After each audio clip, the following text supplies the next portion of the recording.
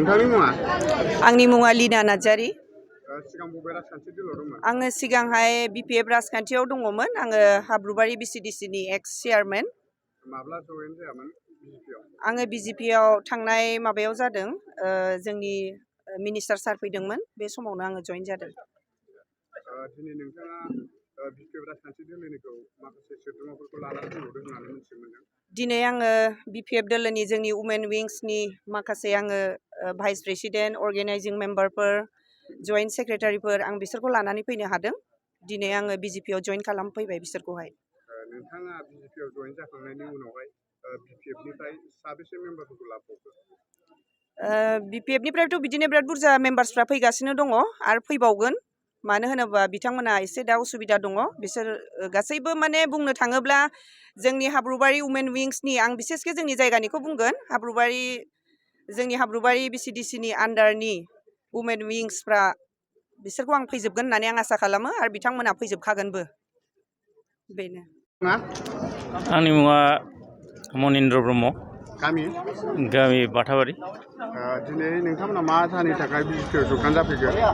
जोंनि BJP आव जगदान जाफैनायनि खारना जाहैबाय, जोङो सिगाङावहाय जेरैबायदि सोरबा UPPL आव सोरबा BPF आव जोङो मेम्बारशिपनि पार्ट लानानै जोङो खामानि मावबोदोंमोन।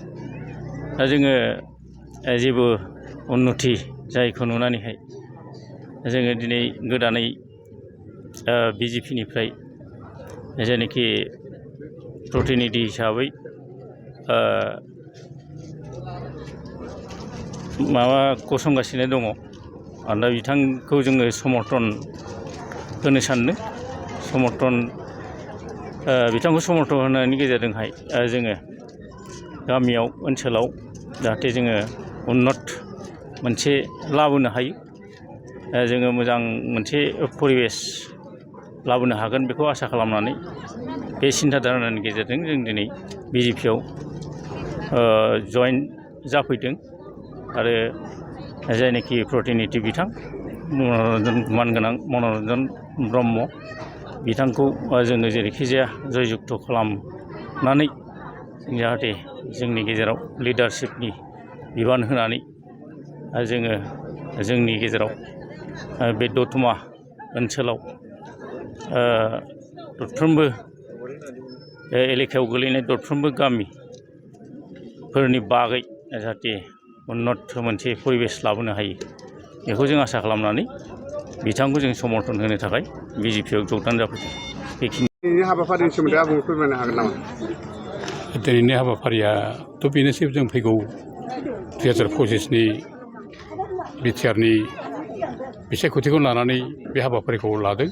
माने जोंनि ओनसोलनि बुंनो थाङोब्ला 14थासो गामिनिफ्राय गोबां मानसि फैनानै जयनिं लाफैदों। साबेसे गासै? गासै 500नि बारा।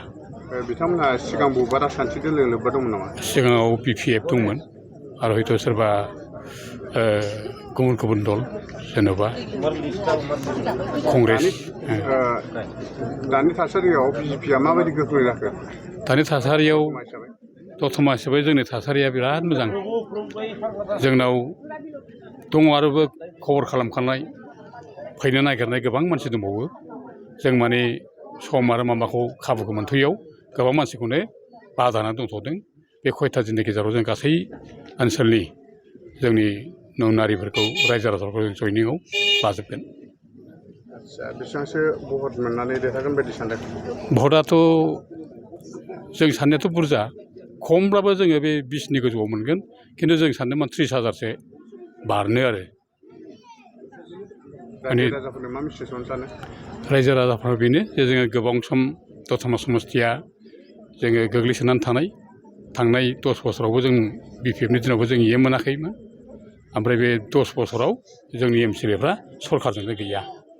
दा बेबायदि हाल सालाव जाहाथे फैगौ समाव जाहाथे बिदि जाया, डेभेलपमेन्टनि खामानिखौ जाहाथे जोंनि बे दतमाबासियाबो मोनजायो, जों जाहाथे EM बिबानखौ मोनो, बेनि थाखायनो जों दिनै BJPनि जानानै गोख्रोङैनो गासै रायजो राजा ओनसोलनि ज' जानानै बे इलेक्सनखौ जों गेलेनो नागिरदों।